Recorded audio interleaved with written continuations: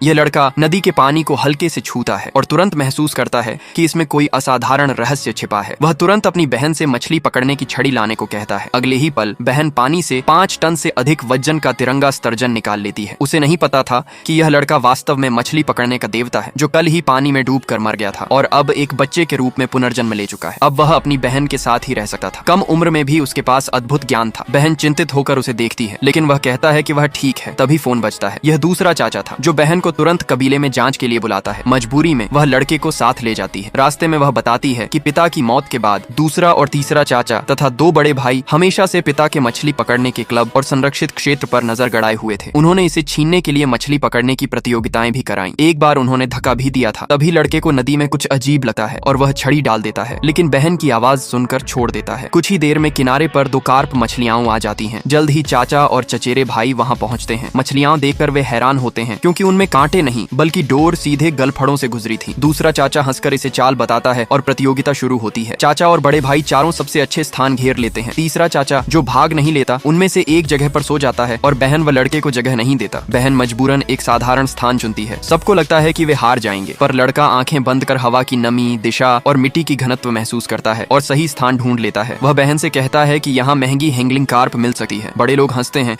सोचते हैं यहाँ मछली नहीं है, लेकिन लड़का आश्वस्त है। वह बहन का हाथ पकड़कर चारा तैयार करता है। बड़े लोग गुप्त नुस्खा इस्तेमाल करते हैं, मानते हैं वे जीतेंगे। लड़का कहता है उनका चुना स्थान बेमिसाल है। बहन उस पर भरोसा कर चारा डालती है, पर कई कोशिशों के बाद भी कोई मछली नहीं फंसती। वह निराश होती है। तभी बड़ा भाई मजाक उड़ाता है कि अगर मछली आएगी तो वह पकड़ लेगा। लड़का धीमे मंत्र पढ़ता है और बहन समझ जाती है। जब सब हंस रहे होते हैं, अचानक उनकी जगह पर मछलियां आने लगती हैं। सब हैरान रह जाते हैं, पर यह देखकर कि वह साधारण सफेद कार्प है, फिर हंसने लगते हैं। दूसरा भाई महंगा चारा निकालता है, कहता है वह सीधे हैंगलिंग कार्प पकड़ेगा। लड़का बेफिक्र है, क्योंकि उसने देखा उनका चारा गलत बना है। तभी तीसरे भाई को बड़ी पकड़ महसूस होती है। बहन घबराती है कि कहीं यह वही कार्प ना हो, पर लड़का कहता है ये कचरा मछली है। सच में वह तल साफ करने वाली मछली निकलती है। दूसरा भाई $800 का नीला मछली पकड़ता है। बाकी भी अलग अलग मछलियां पकड़ते हैं, पर कोई विशेष नहीं। लड़का पानी छूकर बहन से पूछता है कि वह हैंगलिंग कार्प चाहेगी या तिरंगा स्टर्जन। बहन को मजाक लगता है, क्योंकि यहाँ स्टर्जन असंभव है। लड़का समझाता है कि 4 दिन पहले उष्णकटिबंधीय गर्म धारा खान नदी में आई थी, जो लाल नदी में बहकर सहायक धारा को बदल गई। अब यह जगह झील नहीं बल्कि नदी है और बहन स्टर्जन के रास्ते में बैठी है। वह उसे खास चारा बनाना सिखाता है, जिसकी गंध बेहद खराब होती है। तीसरे भाई को फिर कुछ महसूस होता है